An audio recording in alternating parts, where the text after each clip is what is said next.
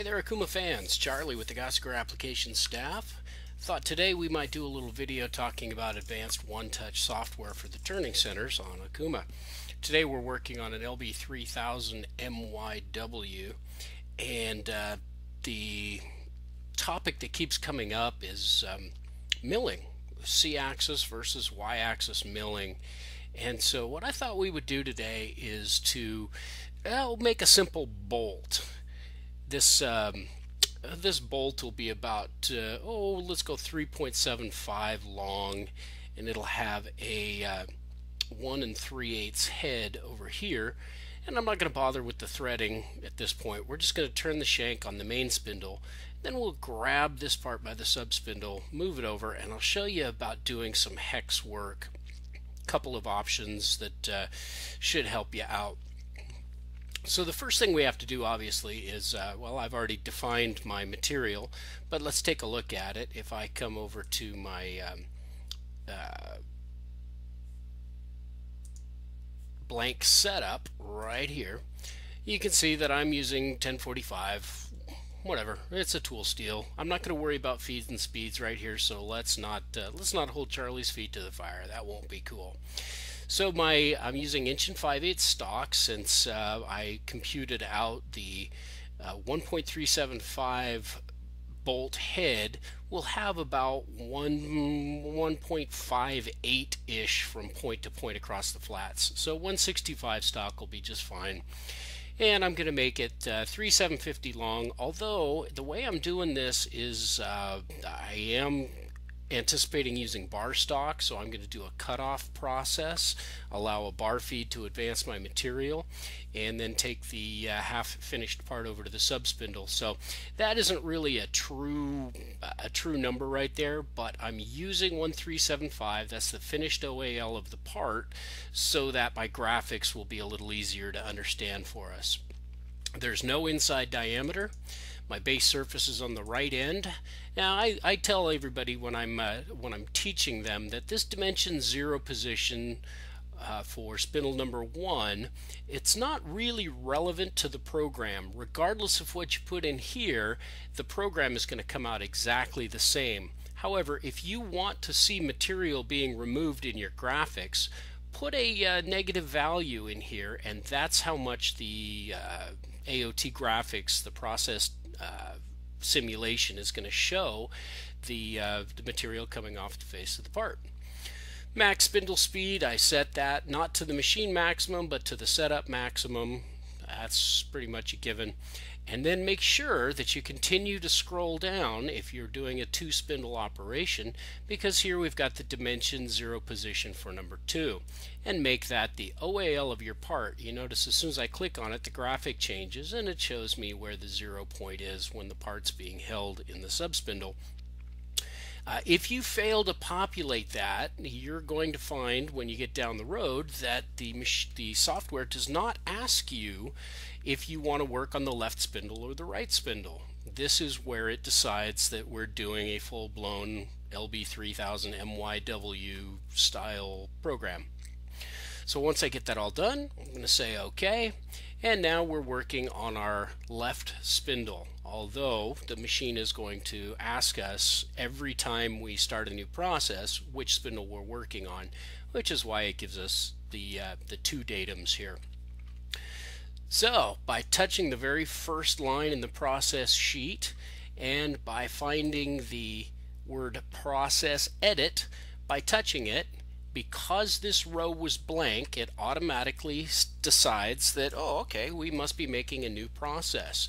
So it asks us first off the bat, 1 spindle or 2 spindle. Now, not to beat a dead horse, but if in my blank setup I did not make a 2 spindle datum, it's going to skip right over this page and you'll never get the opportunity to work on the second spindle. So a lot of people get a little confused by that. Hey, what happened to my 2 spindle option? But let's start by the 1 spindle, and as soon as I select 1 spindle, here are all the processes it knows how to make, and we're just going to do a simple turning on the OD. This is going to be a rough because I want to take this down to about, let's just call this a 7/8 diameter usable length of the bolt. And now I will answer the question, is this an ID, an OD, a back turn? In our case, this is an OD and we're turning forward, so it's the primary selection. I already have tools registered here. That's why it's saying, hey, all right, what registered tool are you using? It's assuming it's registration number 1, which is a CNMG. I put that in my tool data table. And all I need to do is select the tool number and offset number that I'm using. All the other data is already computed from the registered tool. As soon as I'm finished with this page, I'm going to follow along with my my rule of thumb as I walk through AOT, which is if you're finished or you feel you're finished with a page, always look for the word next. Don't look at what follows next because that's just informative. But right down here at the bottom I have the word next, and in this case the next page is cut condition. But I'm not worried about what comes next. I just need to know the word next will advance me to the next option.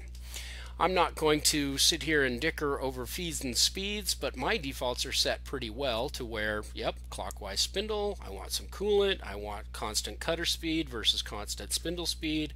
460 seems about right for this. Feed rate of 14 thousandths, that's cool. Cut depth 160, wow, way to go Charlie, you set all your defaults pretty well. And then my finish in X and Z.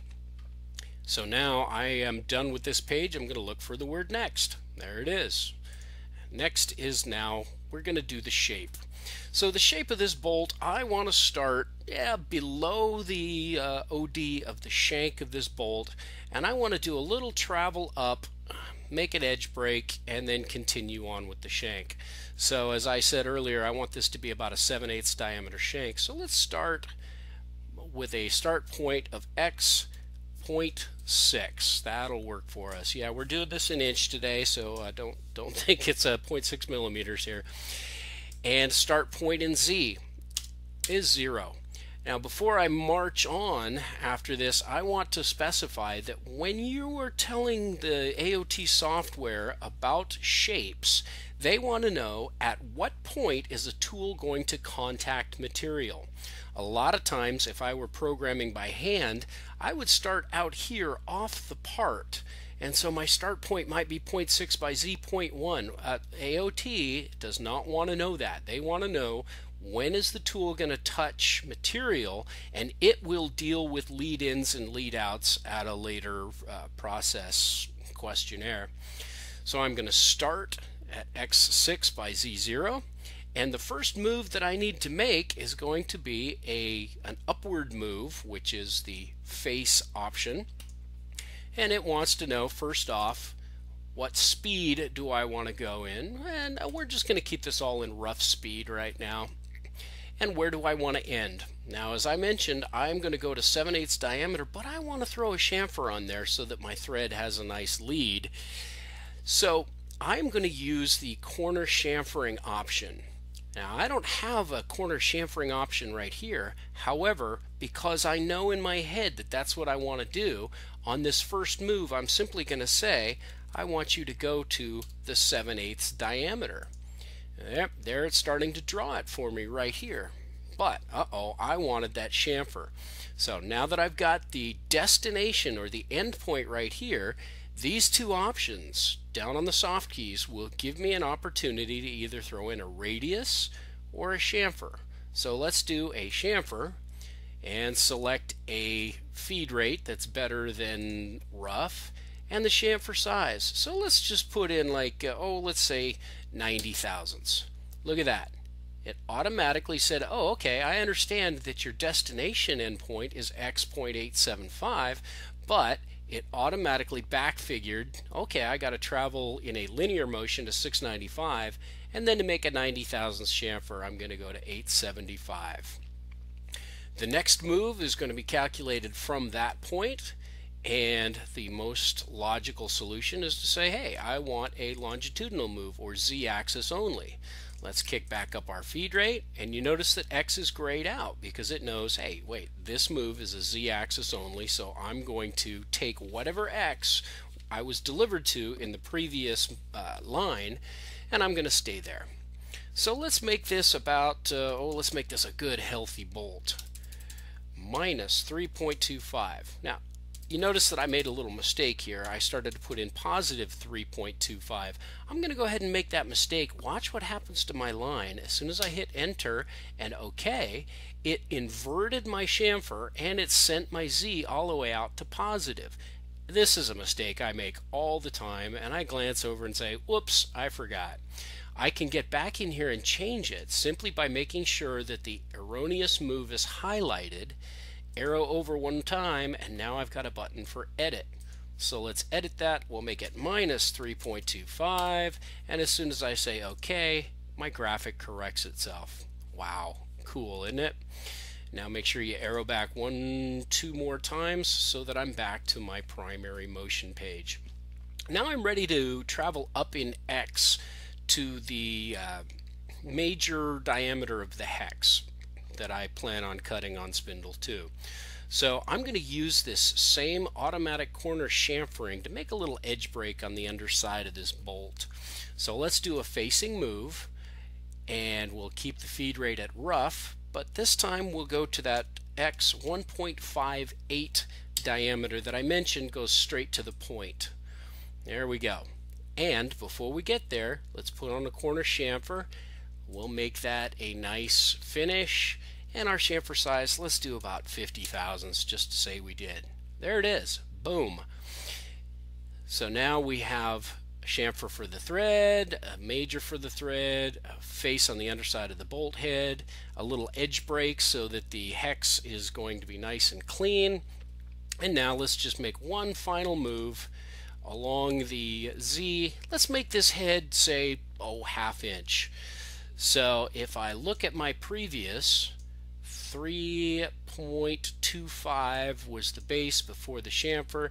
So let's take this to minus 3.75. That'll be ½ inch there. And by the way, if I wanted to, I could add a little bit for my part off tool. And I don't have to do the math in my head or on a calculator. I could say minus 3.75 minus 0.135, because that is the width of my part off blade. Then when I hit enter, it automatically does the math for me. How cool is that? Boom. So now I've taken the the turning tool all the way down to the end, enough clearance for the part off not to crash into something. Just because I like to do so, I'm going to take a final move to the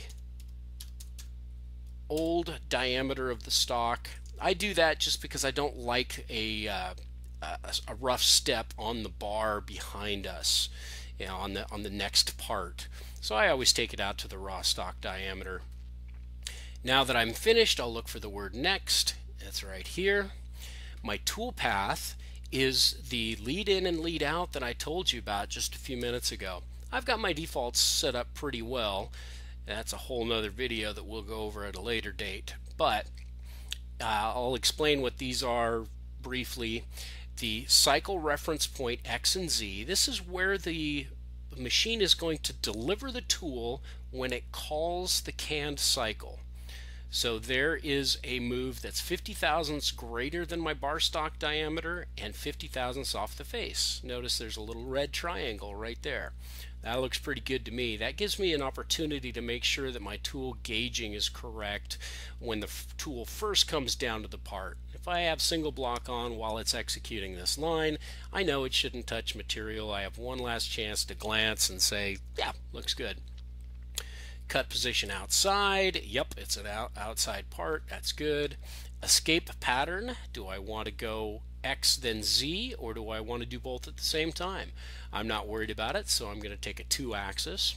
Now the process start and end points in X and Z allow me to assign an intermediate point either before the cut starts or after the cut finishes. For instance, if this were a boring bar and I wanted to make sure that I pulled out of the hole before going home, I could put a process endpoint in here that's somewhere, you know, below the final bore size and out in front of the part. But in this case, I'm good to go. my tool index position, that's where it's going to deliver the tool after the cut is complete, somewhere far enough away so that I can index the turret. In my case, default is fine with 20 inches in X and 5 inches in Z.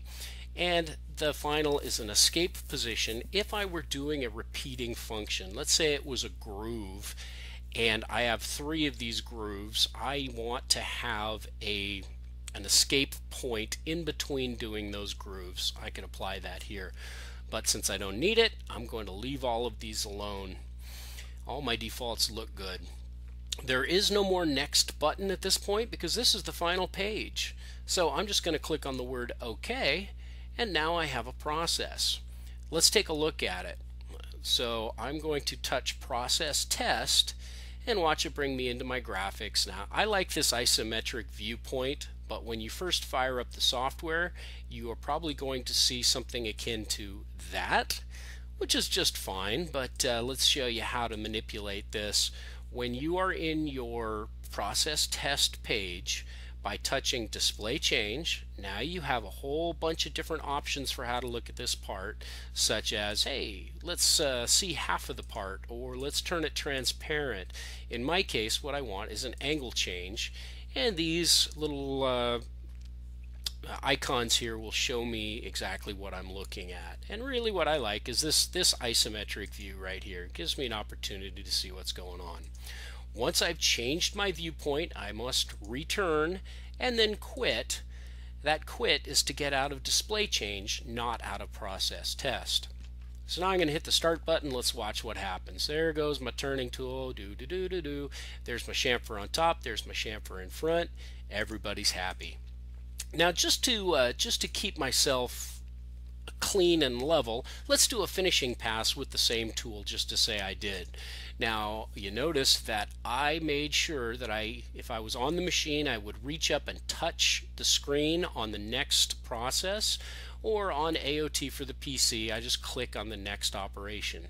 The reason is if you have an operation highlighted and you do process edit, it simply opens up that process as if you want to change something.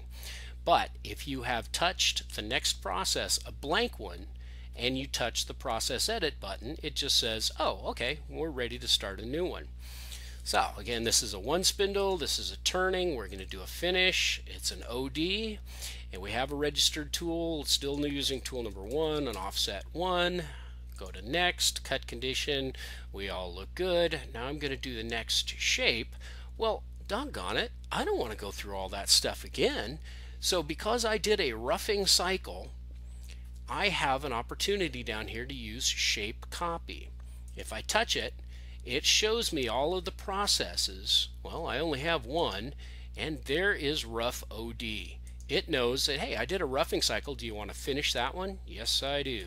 Touch it, say execute, and it automatically populates my current tool with the geometry that was used in the previous operation. Wow, that made life easy. So now I'll just do my next tool path. All those are good. Say OK. Now I have a roughing and a finishing. Let's watch it. Still in that default three-dimensional thing. There's my roughing and there's my finishing. Boom. Okay, now I've got a rough bolt head. So let's quit out of my process edit. And now we're ready to cut this thing off and transfer it to the other side. Well, this is where we have to think 2 steps ahead of what we want to do. In practicality, what we want to do is have the subspindle come over and grab the part and then do a cutoff. AOT is going to want to back figure things. So the first thing that it wants is, oh, a cutoff. I'm going to do the cutoff first. So highlight a new process, do a process edit. This is on the one spindle. We're still turning, and the cutoff falls under the groove category. So let's grab the groove, and there is cutoff. Wonk. It already knows that I have a registered tool. It's tool number 12. I'll tell it it's offset 12, tool number, and then we'll go next cut condition. Because this is a cutoff process, it gives me a few different options. Still have the spindle and the coolant, but I also have my constant cutter speed and pecking if I want to. Let's leave it on for this case, just so that, hey, all right, this is some tool steel. We'll see what happens. Cutting speed, I'm happy. My feed rate, my cutting depth, this is the amount that the tool is going to cut in between pecks that I specified here. And then the depth retract is how far the tool is going to cut pecking at this increment before it pulls all the way out of the hole and then rapids back into where it left off last. So at 79 thousandths and 270 thousandths, hey, that's fine. If I wanted it to do a short retract all the way down, I would simply tell it that the depth retract would be greater than the overall travel of the cut. Let's do that. I'm just going to say, hey, my depth retract is 2 inches. Well, I'm not doing two full inches of travel, so it's going to short retract all the way to the final cutoff. Now the cutoff process has these last 3 options that tend to throw people for a loop. They're like, no of rot cutoff. What the heck is that? So this is a secondary feed rate that we can enact before the tool gets all the way to X0 to complete the cutoff. So the number of rotation cutoff is really asking for, hey, what spindle speed do you want when you get right down to the center of the part? So let's tell it, oh, hey, I want to do about 750 RPM when you get to the bottom.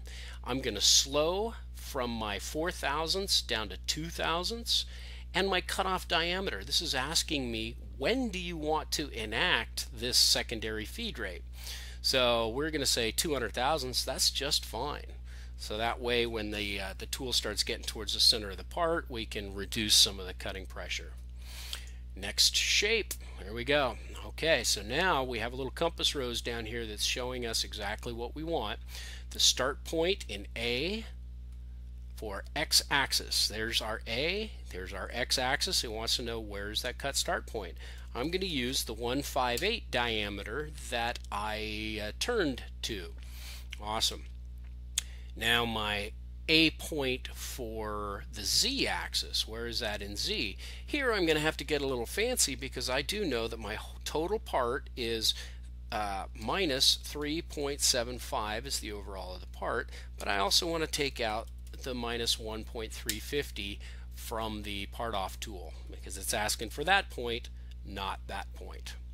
Now my depth, oh shoot, I don't want to calculate that, but I do know where my bottom X is. This guy down here.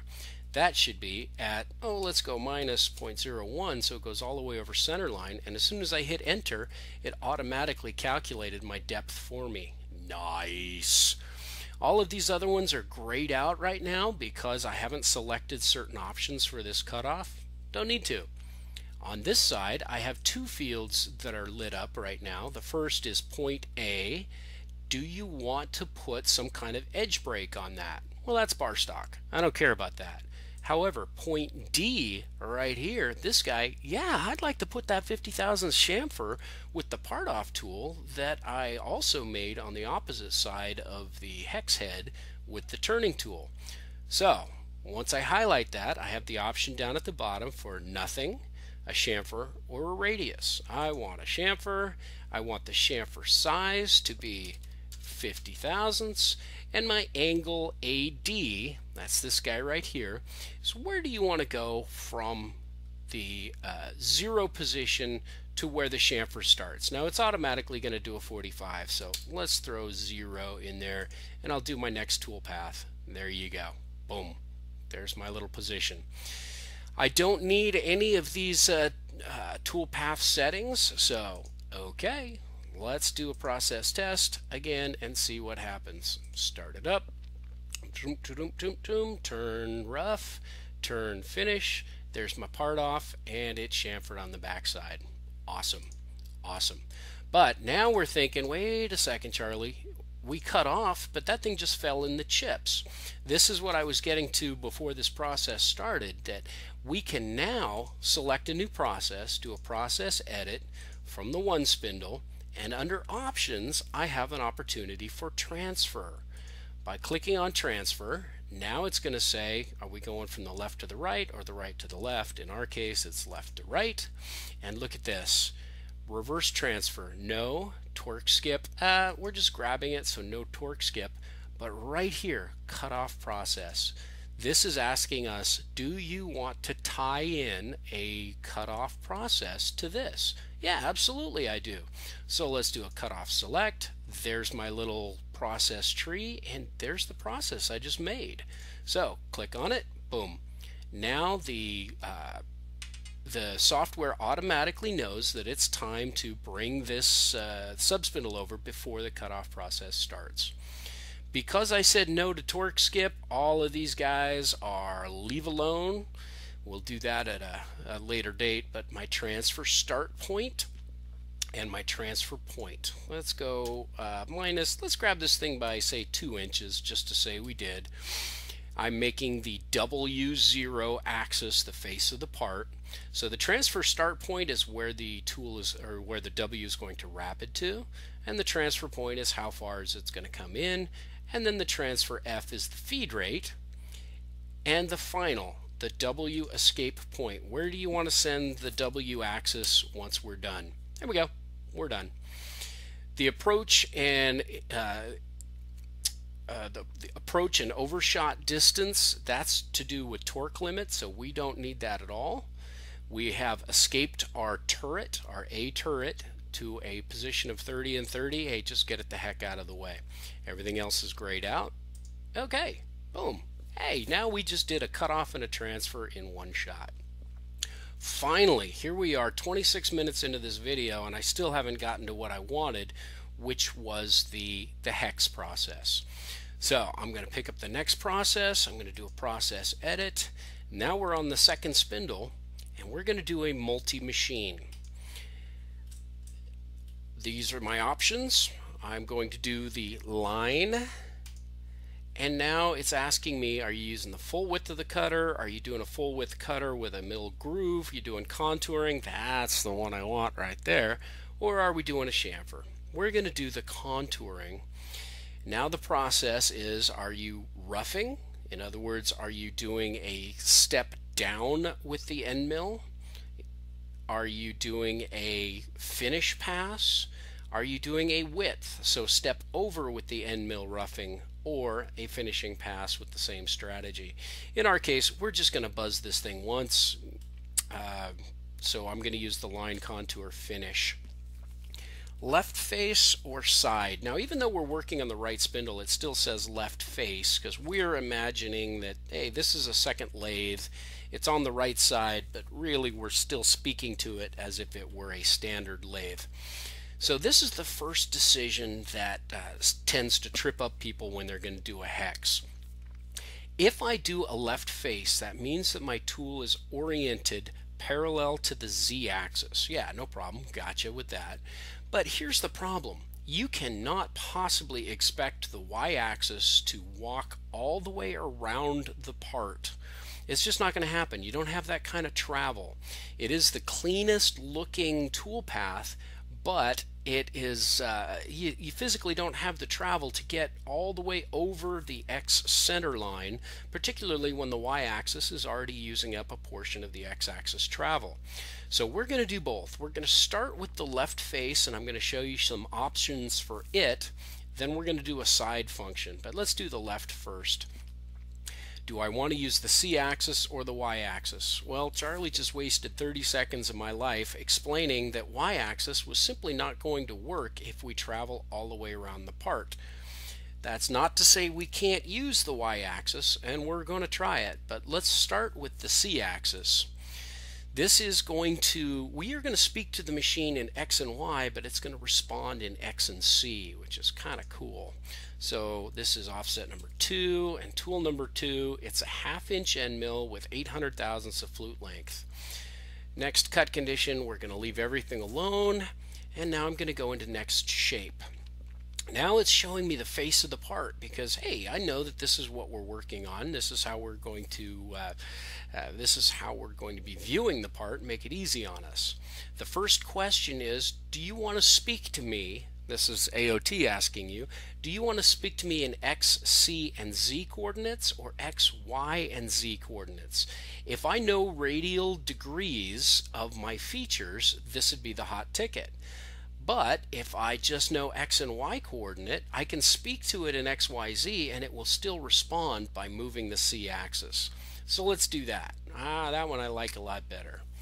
The reference angle is, well, do you want to rotate the part so that you can speak easier? Let's say, for instance, I had a flat that was across the top of the part here at, say, 33 1/3 degrees. And I don't want to have to do all the math for start point and end point on that. So I could tell it, hey, I want you to rotate 90 degrees so that you're along the Y, and then I'm going to use the 33 1/3 degree or whatever the heck it is. It just makes life a little easier for you. We're not going to do that in this case. We're going to leave it at 0. My start point in X. Now, just in AOT is still using the Okuma format that when you are speaking to me in mil terms, when you're talking y-axis, I want to know radiuses. I do not want to know diametrical standard. So you got to remember that we are a radial dimension here. So let's start with our X dimension. I don't know what it is. I know my flat diameter is 1.375, but let's divide that by 2 so that we get a radial dimension, 687.5. Cool.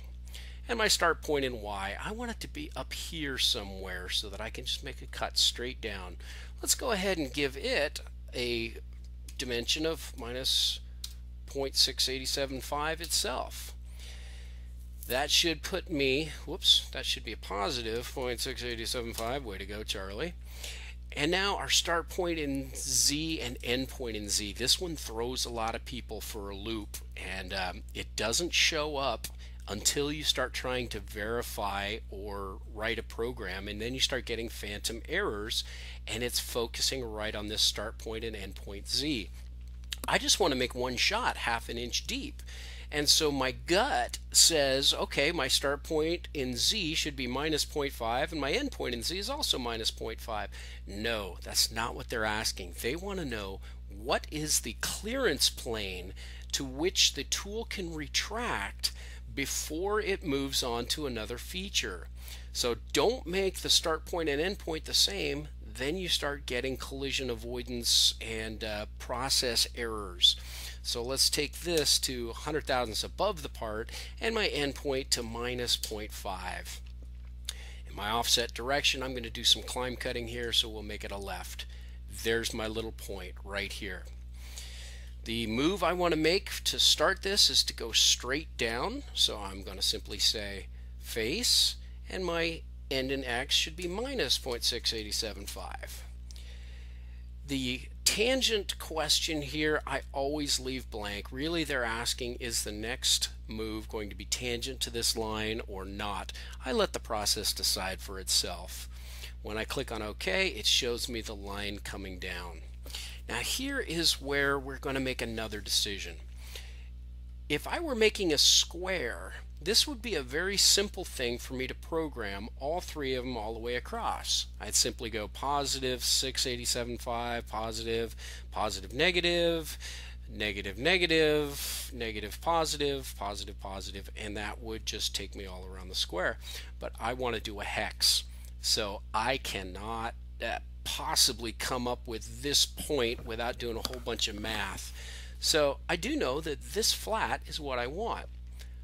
So I am going to say that's the end of my feature, but I'm going to tell it now we're going to do a pattern. So next pattern, how many of these are you going to make? I want to do 6 and make them 60 degrees apart. Wow, look at how easy that was.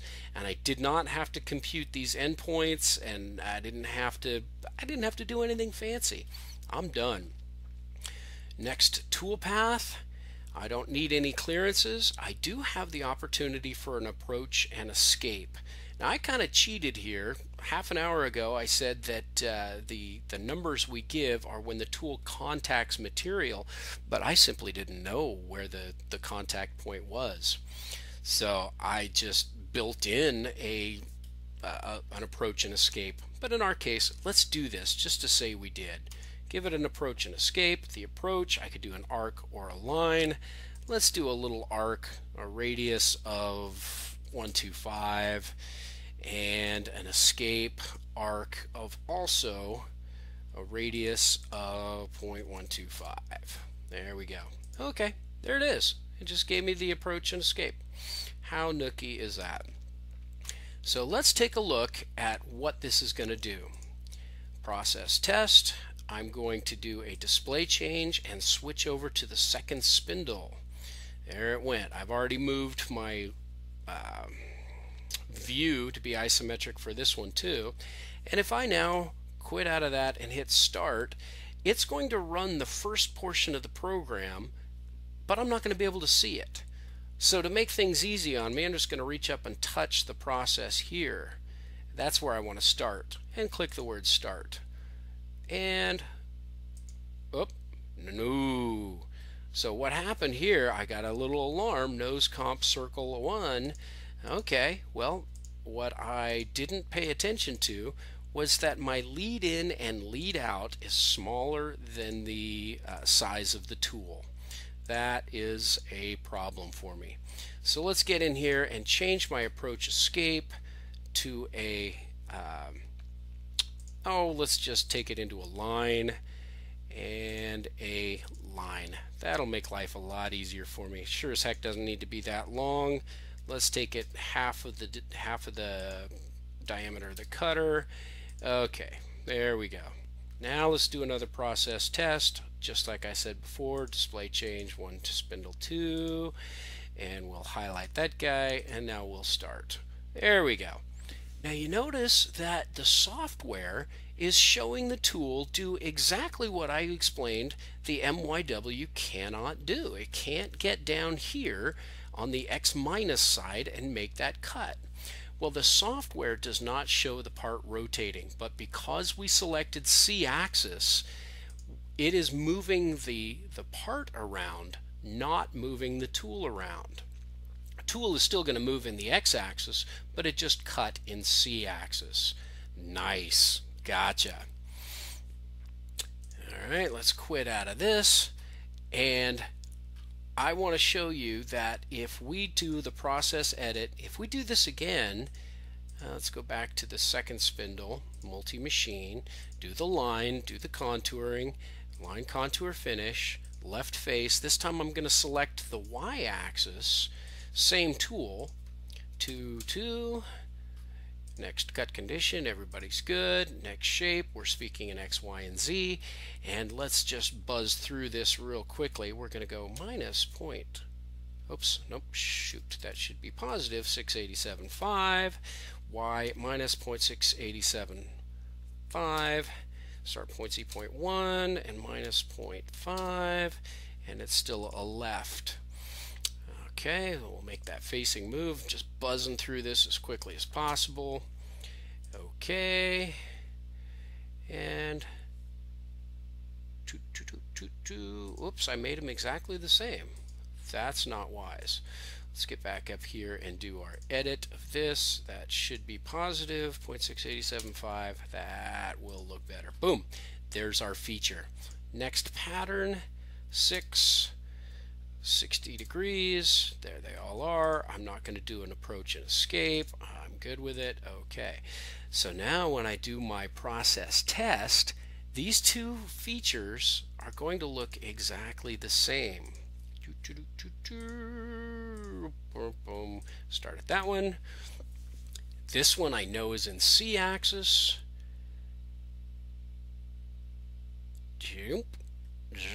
And then the same thing in y-axis. So the graphic looks exactly the same, but in my head I know that the first operation was utilizing c-axis rotation and the second was using y-axis.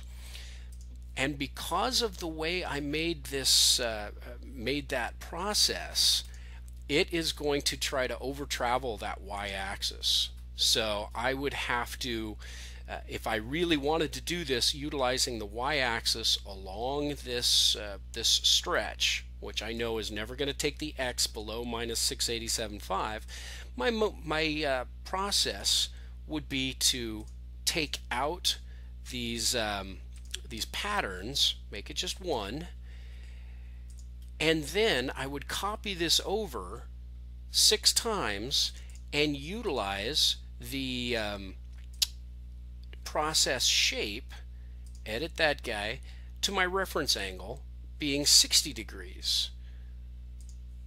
The first one would be 0, second one would be 60, third one would be 120, so forth and so on. So that now I know that the material is going to rotate, always maintaining this tool path with the side of the end mill as we utilize the advantage of y-axis being a cleaner cut than c-axis. C-axis can cause a little surface abnormality. All that being said, that is not how I would want to cut this flat. I personally would prefer to use the end of the end mill. So let's do that real quick before I lose everybody's attention. Shooting for a new process, we'll process edit, 2 spindle, multi-machine, we're going to do a line again, contouring, line finish, all that's the same, but now we're going to use the side of the part. I don't have a tool set for this, so let's just do a quick 5, and my tool will be 3 inches long, it'll be a 1/2 inch diameter end mill, and it'll have 4 flutes. There's my tool, my cut conditions I'll leave alone, and now my shape. Notice it's got a nice little compass rose down here to help me with what I'm doing. So there's my reference angle. We're going to start at 0. My start point in X. Remember we talked about how the X, or on the previous cut, the start point and end point in Z needed to be different. Well, now we're working on the side. So the start point in X needs to be something greater than the end point in X. So I'm going to start with this guy, and my end point in X is going to be 687.5, and my start point, let's give it the clearance of, say, 1 inch. Start point in Y, let's make that the same, 687.5 that we had previously, and my start point in Z is, well, that's going to be how far into the part. Let's go minus the radius of the cutter. So now we'll have a full cutter width. And because I chose that Z, I'm not using any cutter comp. I'm using the center of the tool. Okay, there's my start point. Let's just make a facing move down to Y minus 0.687.5. There it is. So now let's say next pattern. We're going to do 6 of those at 60 degrees apart. Tool path, I don't need an approach and escape. I'm done. Let's see what happens when I process test and pick only that process. Got to do my 1 spindle, 2 spindle, select the process and start. Jump, jump, jump, jump. How's that for styling? This is exactly how I prefer to cut a hex if it's small enough and I have enough Y travel to do that. This is ideal. Plus, the X-axis live tools, generally they sound a little better than the Z-axis live tools, and I like stuff to sound good.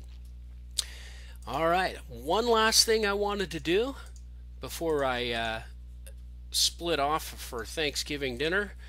We're going to come in here and we're going to do some holes on those hexes. Let's do a process edit. This is on the 2 spindle multi-machine. This time we're doing holes. We're going to drill. In our case, let's start by centering on the side, and this is asking C-axis or Y-axis. In our case, I just want to have some holes that are radiating through the center of the bolt, so it really doesn't matter which one I use. C-axis, we're going to do a tool setting. Well, let's just say this is tool number 6, and it is a 90-degree spot, and it's let's say it's a 3/16. Cool. Cut conditions, I'm going to leave it alone. Tool shape. First thing I want to do is specify whether I am using the point of the tool as depth or the effective length. In this case, let's just use the tool point. My clearance, how far up above the part do you want to go to start? That's a little light.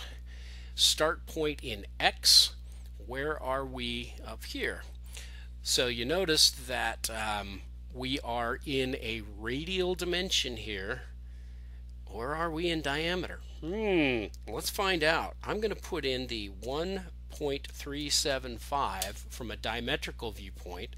Start point in C, minus 0.25 right in the center of the flat. My end point in X, let's make it 1.365, making a total of 5 thousandths. So by looking at that, 10 thou, it's 5 thousandths. Yep, we're speaking in a diametrical value. So let's take this down to 1.325. Let's make that pretty heavy. And that's my first hole. My next is a pattern. I can either do an arc, a line, or free position. It doesn't really matter what the heck I do here. In my case, let's do an arc, and we're going to do 6 of them clockwise, 60 degrees apart.